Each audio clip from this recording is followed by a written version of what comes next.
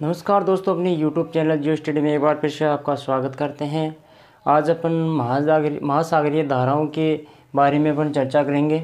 ठीक है, तो ये जो महासागरीय धाराएं हैं, ये टॉपिक है, ये रीट लेवल से लेकर second grade first grade level में भी है। तो अपन इसको गहराई तक पढ़ने की कोशिश करेंगे। इसको 3-4 वीडियो की 3-4 पार्ट्स में पढ़ेंगे, इसको छोटे छोटे वीडियो में। ठीक है, ये तो अपन फर्स्ट ग्रेड लेवल को लेकर ही चलेंगे, अपन गहराई तक पढ़ेंगे, एक भी तथ्य नहीं छुपाएंगे। आपको इसके 4-5 जो वीडियोस मिलेंगे वो सारी वीडियो देखना इसके अंदर।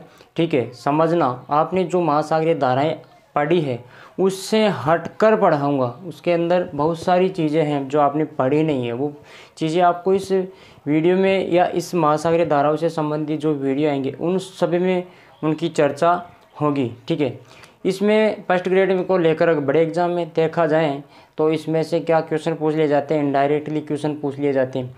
उन क्वेश्चनों की भी अपन क्या करेंगे, लास्ट में चर्चा करेंगे। ठीक है, तो आपको घबराने की ज़रूरत बिल्कुल भी नहीं है, आपको समझना है बिल्कुल इस टॉपिक को। अगर समझ लिए तो आप किसी भी क्वेश्चन में बिल्कुल भी नहीं अटकेंगे, ये मेरा दावा है, पूरे दावे के साथ कह सकता हूँ। तो आइए चलते हैं। सबसे पहले तो चर्चा करेंगे अपन की ये महासागरीय धाराएँ क्या होती है, उसकी चर्चा करेंगे। ठीक है, इसके विषय में पढ़ेंगे। फिर बात करेंगे ये कैसे उत्पन्न होती है, ये कैसे पैदा होती है महासागरीय धाराएं, उत्पत्ति के कारण उनकी चर्चा करेंगे। ठीक है, अब उत्पत्ति के 2 कारण हैं। ठीक है, इसके 2 भागों में बांटा गया है। एक तो होता है प्राथमिक बल। ठीक है, इन 2 बलों से प्रभावित होती है ये। दूसरा होता है द्वितीयक बल। ठीक है, जिसको ये प्राथमिक बल होते हैं उसको अपन कह सकते हैं वायुमंडलीय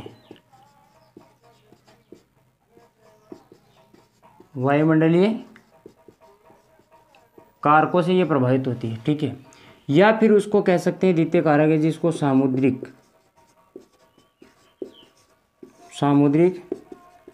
कारक।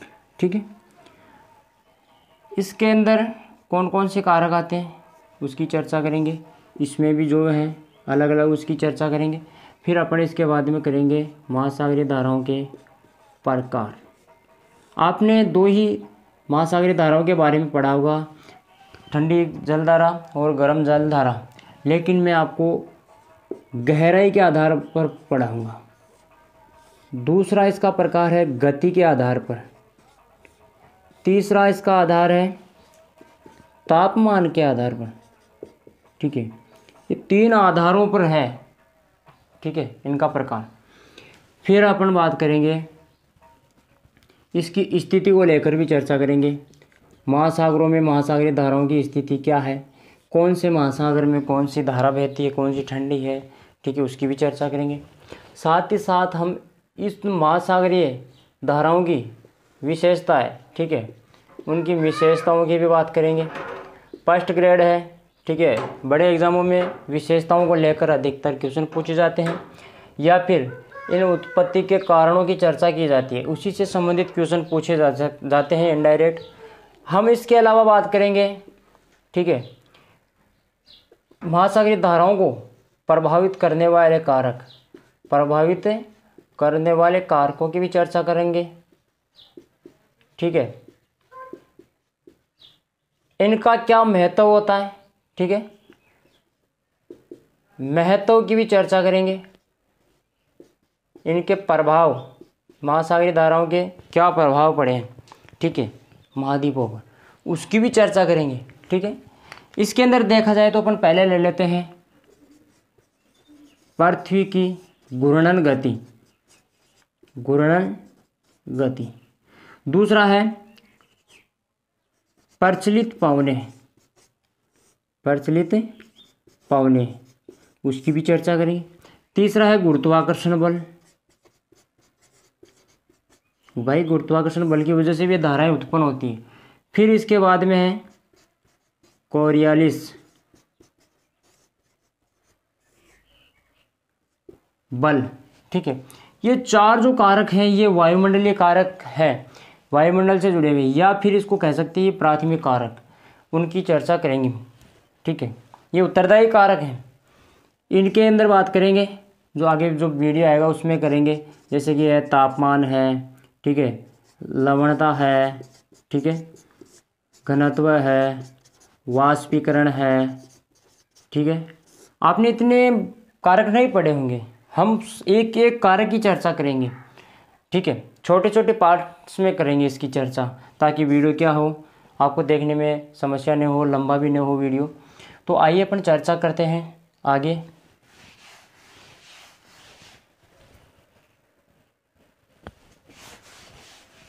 इसके पहले कारण की बात करेंगे अपन। पहले तो ये देख लेते हैं ये महासागरीय धाराएं होती क्या है, ठीक है। आपने देखा होगा क्या होती है, इसकी चर्चा करेंगे। महासागरों के जल का एक निश्चित दिशा में, एक निश्चित दिशा में गति करना ही महासागरीय धाराएं कहलाती हैं, ठीक है। यह है, ये अपना कोई महासागर है, इसके अंदर ये जल है, ठीक है। अब इसके अंदर क्या होता है, ये महासागरीय धाराएं स्थल भाग पर नदियों के समान ही बहती है, जिसको भूगोलवेताओं ने समुद्री नदियां भी कहा है, ठीक है।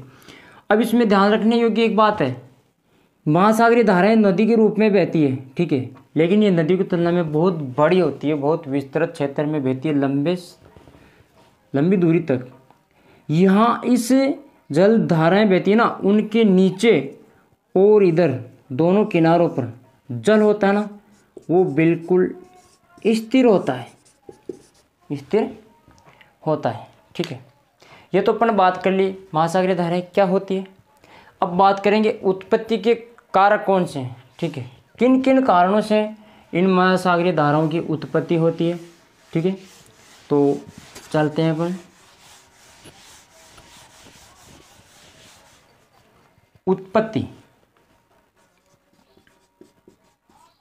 के कारण,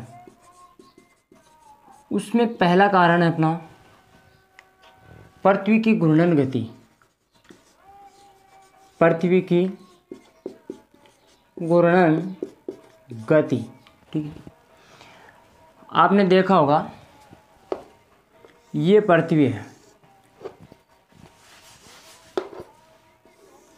ये पृथ्वी, ये भूमध्य रेखा है, ये पश्चिम, ये है पूर्व। आपने देखा होगा पृथ्वी पश्चिम से पूर्व की तरफ घूमती है, ठीक है, पश्चिम से पूर्व की तरफ घूमती है। यहाँ समझने की बात है, पश्चिम से पूर्व पृथ्वी ऐसे भी घूम सकती है और ऐसे भी घूम सकती है, समझना, दोनों तरफ घूम सकती है।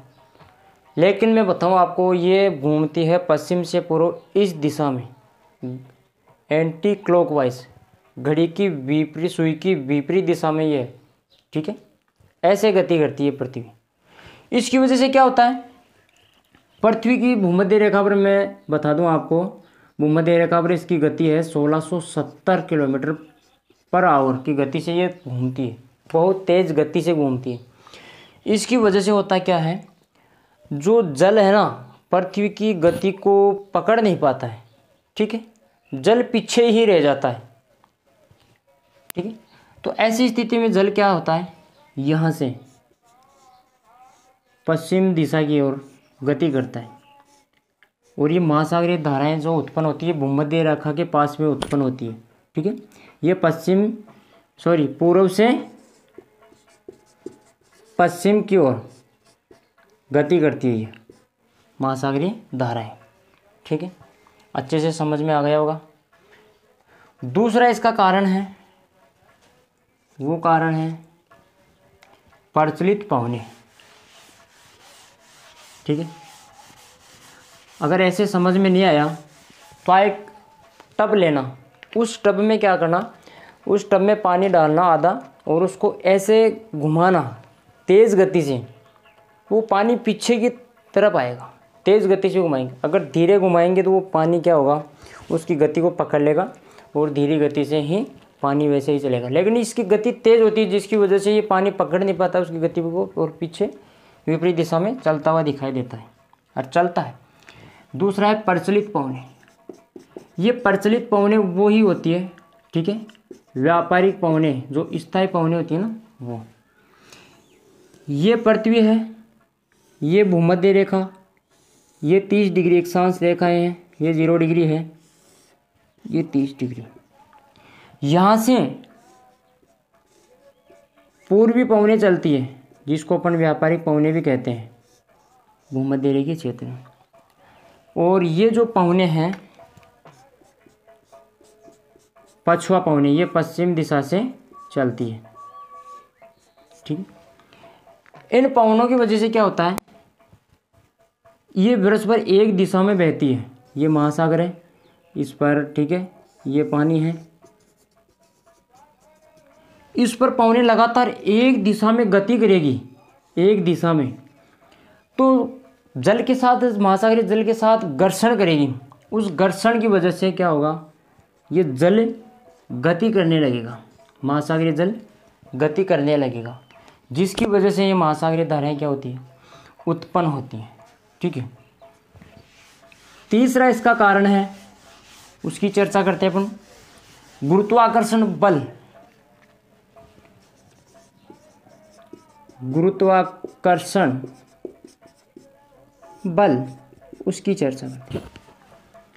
ध्यान से समझना, अगर समझ लिए, ठीक है, तो इसमें से एक भी क्वेश्चन गलत होने की संभावना नहीं रहेगी। ये भूमध्य रेखा है, ये अपना साउथ और नॉर्थ पोल है।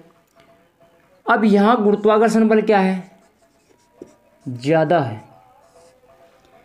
भूमध्य रेखीय क्षेत्र में हमेशा गुरुत्वाकर्षण बल क्या होता है, कम होता है, ठीक है। अब समझना, गुरुत्वाकर्षण बल जहाँ ज़्यादा होता है वहाँ पर जल क्या होता है, नीचे बैठ जाता है, नीचे बैठ जाता है जल। यहाँ जल क्या होता है, ऊपर उठ जाता है, ठीक है। तो इस वजह से होता क्या है, जल, देखिए यहाँ समझिए, ये है, यहाँ गुरुत्वाकर्षण बल क्या है, ज़्यादा। ज़्यादा होने की वजह से घनत्व बढ़ेगा और जल नीचे की तरफ बैठ जाएगा। यहाँ क्या है, कम है गुरुत्वाकर्षण बल और जल ऊपर रहेगा। तो यहाँ देखिए दाब प्रवणता पैदा हो जाती है। क्या, दाब प्रवणता।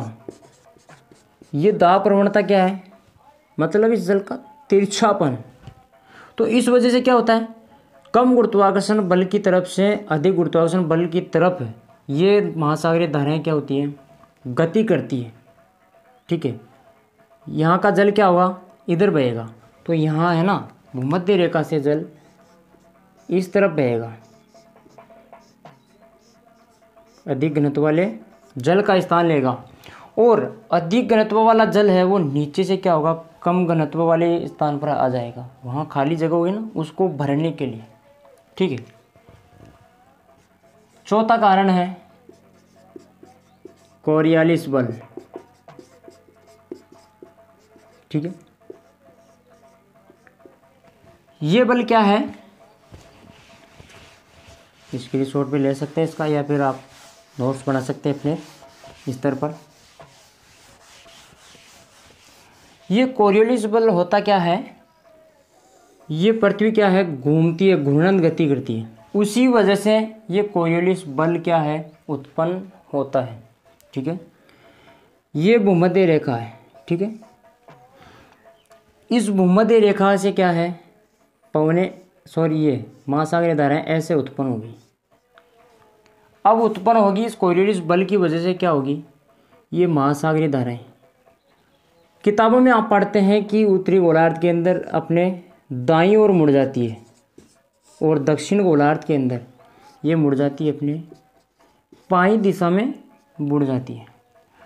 अब होता क्या है, ये इस दिशा में मुड़ जाती है क्योंकि भाई पृथ्वी गोल है, इस वजह से ये घूर्णन गति की वजह से क्या है, गोल है, उसकी वजह से ये धाराएं क्या हो जाती है, मुड़ जाती है और गोल आकार में बहती है, और दक्षिण में गोलार्ध है, इसमें ये इस रूप में गति करती है।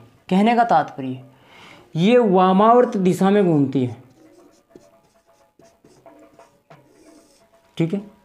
जबकि दक्षिणी दिशा के अंदर ये दक्षिण गोलार्ध में दक्षिणावर्त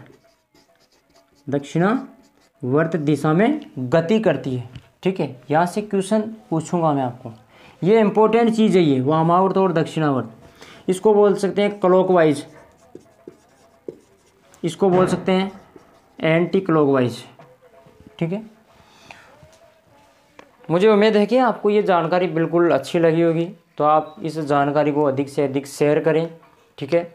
अब इसका जो नेक्स्ट पार्ट आएगा अपन उसकी भी चर्चा करेंगे आगे, तो आप इसके सारे वीडियो देखना ना भूलें, ठीक है। और वीडियो पूरा देखें ताकि आपको सारी चीज़ समझ में आए, ठीक है। दोस्तों इसको बहुत ज़्यादा शेयर करें ताकि मैं आगे और अच्छे से अच्छे वीडियो डाल सकूं।